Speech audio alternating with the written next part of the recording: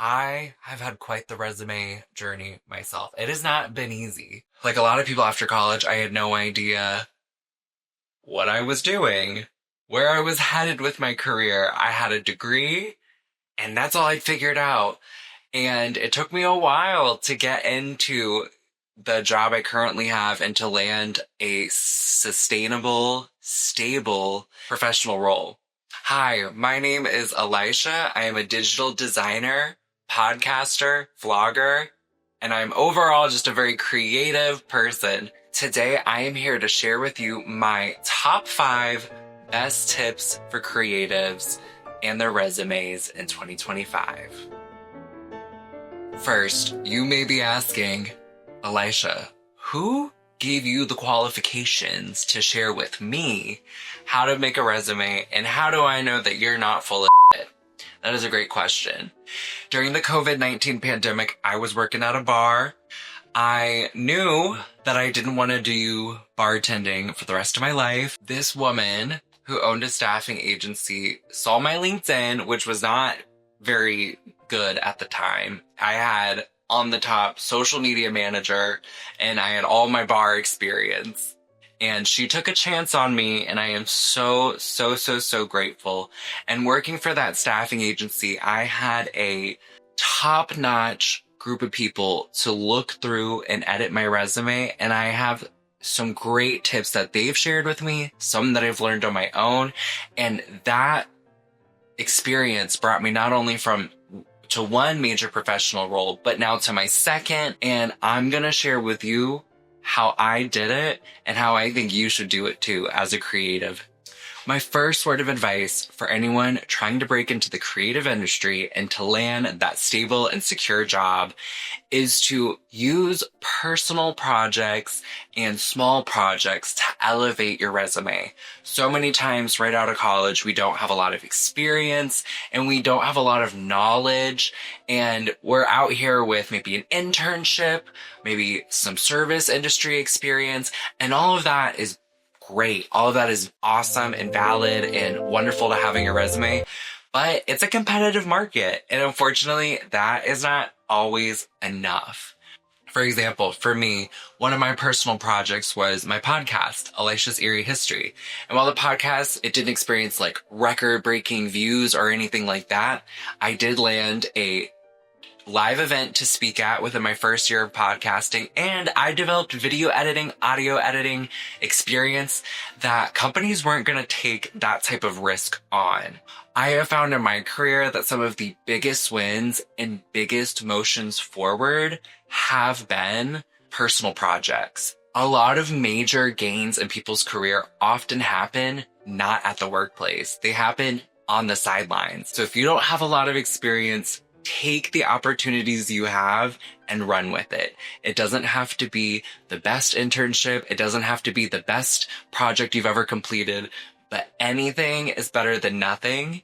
And now for tip number 2. My tip number 2 is have some personality in the resume. Your resume is your selling point on why you're easy to work with, fun to work with, and enjoyable to work with. My way of adding personality into my resume was having my podcast, which allowed me in the interview to speak about things I'm passionate about and speak about projects that inspire me. It can be something like volunteering. For example, if you are really passionate about Alzheimer's, and every year you do the Walk for Alzheimer's and you support that walk and you support that mission, and part of your story is you were really impacted by your grandmother who had Alzheimer's. Put that volunteer experience on your resume. Putting these pieces of you onto the resume makes you more human, it makes you more digestible, and it makes you appealing to someone who doesn't know you and is looking for a stranger to work with them. By having these elements of your personality, it can really enhance the resume and show people who you are and why they want to work with the beautiful and awesome you. There are some ways we don't want to put our personalities in the resume. For example, we do not want colors on the resume. I personally recommend an all black resume. All black, automatic, Google Word, black. The second thing you don't want to do to put your personality on a resume is don't have your photo on the resume. I know in Korea and other countries, that's a really common practice. In America, do not do that. I've had so many people I went to college with or friends with, and they hand me their resume and I see their photo on it and I'm like, why is your photo on the resume? Use your discretion and just be self-aware about what you're putting on the resume and how it comes across. One of your creative projects could be you're a comedian. That's awesome. If your joke is about not liking to work and not working hard, maybe don't include that part on the resume. Or maybe don't include that video on your comedy YouTube if you're putting that on your portfolio. I had an experience once where in college, I wrote a paper about having an internship, and it was an unpaid internship, and I was a comedy writer for the college newspaper. And in that paper, I wrote that I thought it was unfair. I had an unpaid internship, but I knew I had to do it to get, higher up in my career. And it was a letter to my mom, and it was supposed to be comedic and funny. And I've had recruiters bring that up in an interview and say, what is this? And was that fair to me? Was that truly what the meaning of the message was? Probably not. I was trying to be funny. That was my job as the comedy writer. But the recruiter doesn't care. And honestly, they're not going to investigate enough to see that. So when I took that newspaper experience off my resume, it made a huge difference in the amount of callbacks I received and how many people interacted with my resume. So use discretion. And if you find a roadblock, take it off and move to the next project. You don't have to include everything you've ever done on your resume. I don't even think you should include most things you've ever done. My third tip for resumes in 2025 is related to AI. Surprise, surprise. So when you're working on your resume, a recruiter might never see it. It's going to go through the AI tracking system. It's called an applicant tracking system, or ATS. And a recruiter may or may not see it based on how you gauge with the AI on having a matching resume to the job description. And this makes it very, very difficult sometimes to even get human eyes on your resume, which sucks. My advice through this is to have a skills section in your resume. At the bottom of my resume, which I'll put here, I have a skills section, and I tailor the skills to the job description. Personally, I change every single resume to the job description. You don't necessarily have to do that.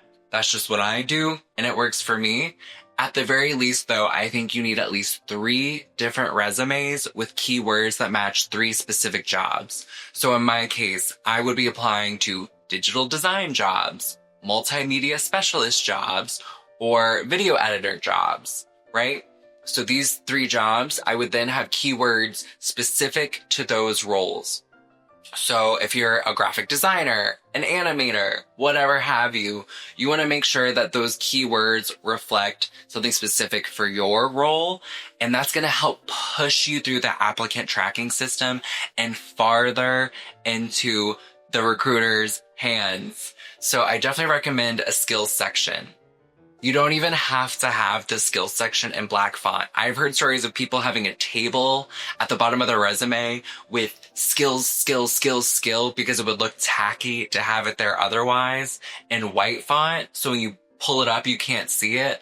But the applicant tracking system, the AI, can see those skills because it's not reading the color. It's just scanning for text. So that's another way people have gotten around the AI and had a more abrasive resume, but it didn't look that way to the recruiter. Okay.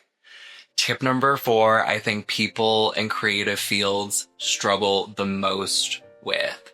So my top tip number 4 for your resume is to have quantitative data in your resume. What is quantitative data? Quantitative data is the numbers that show the success and or failure of your projects.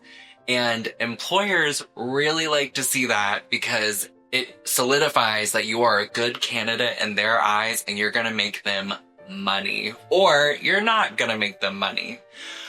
When I first started my career, this was a really hard thing for me to find, and I think for a lot of creatives to find, because oftentimes you are not on the numbers side of things. For example, early in my career, I worked for a nonprofit for an internship, and we had a really successful event while I worked for them, but I had no idea what those numbers were. And so what I recommend you do is, if you can, while in the internship or your creative project or whatever you're doing, try to keep track of some number to show you're having growth. In my case, for the event, I said, helped create marketing materials that led to one of the most financially successful events in the company's recent history. And I then put the number of how much we raised. And I know it's hard sometimes to get these numbers, and it can be really annoying or scary to ask people, but numbers matter. And even if the numbers show you failed, that's okay. That shows you what you can improve on next time. So I definitely recommend, if you're early in your career and you're trying to break onto something and you have an internship or creative project, find one piece of data. It doesn't have to be the most significant, biggest change ever created in the world, but even one tiny piece of data showing your productivity and what you bring to the table is going to make employers really appreciate the thought you have behind your projects, and then it's not just arts and crafts. The quantitative data really grabs a recruiter's eye, and in the interview it gives you something to talk about and talk about your successes and the story behind that, and that is going to also help you land the job. Number 5, my last and final tip: change your job title. I'll give you an example of what I did. I was a concierge at a wedding venue / social club, and I did a lot of work related to content creation and design, but that had nothing to do with my job description. I made menus for different events we had. I helped make promotional materials that got hung up around the space. I helped design and add ideas to design, and I learned a lot about InDesign and Illustrator in that role. And my job was concierge, which has nothing to do with being creative or designing. And sure, I did do things in that role related to being a concierge. I took people's jackets, I answered the phone, I did all of those things too, but I also worked in design. And so many times in our careers, we're growing in our skill set, but our title doesn't necessarily match that. Now, if they're gonna call your boss, and your boss on the reference is gonna say, oh no, this is his title, and he doesn't do that, maybe don't do that. But in my case, when I worked at the wedding venue and social club, I had a really awesome boss. She knew my long-term goals. She knew what I wanted to do. She recognized that in that position, I was creative and I was adding to design. So on my resume and on my LinkedIn, I changed my title. And that was totally okay. And it's not illegal to do so. You're not lying. I changed my title from concierge to communications and membership associate, because that's what I did. I handled communication with external and internal stakeholders, and membership. I helped increase membership by being a concierge. I preferred a smile when people walked in. I informed them about what we do. All of that is types and forms of different marketing. Don't be afraid to change your title. And sometimes it's necessary because you have grown out of the previous role and are doing something more specific for what this organization is looking for, and you need your resume and your LinkedIn to reflect that. So overall, those are my top 5 tips for creatives in 2025 when it comes to your resume. I hope you liked it. I think all of these tips are wonderful. I personally edit all my friends' resumes. I encourage people to send me resumes, and these are things I'm just seeing on repeat, especially with the colors in the resume. I don't recommend you have colors in your resume, but hey, you do you. Maybe it works for you, but it's not worked for me, so I don't recommend it. If you need any help, feel free to reach out to me on LinkedIn. I love offering people help, and I can give you a little review. Don't be afraid to audit your own resume. Don't be afraid to use AI tools to help you with the resume. I will say though, if your resume is 100% written by AI, the AI knows that. So make sure you're using AI as a base and then adding that human element to your resume. If you liked this video and you would like to see more, feel free to subscribe, like, and comment down below what other struggles you are having in this crazy job market right now. So yeah, those are all my tips on how to make your resume stand out in 2025. I hope you found this helpful. I hope you found it informative. And most importantly, I hope that you find the job of your dreams.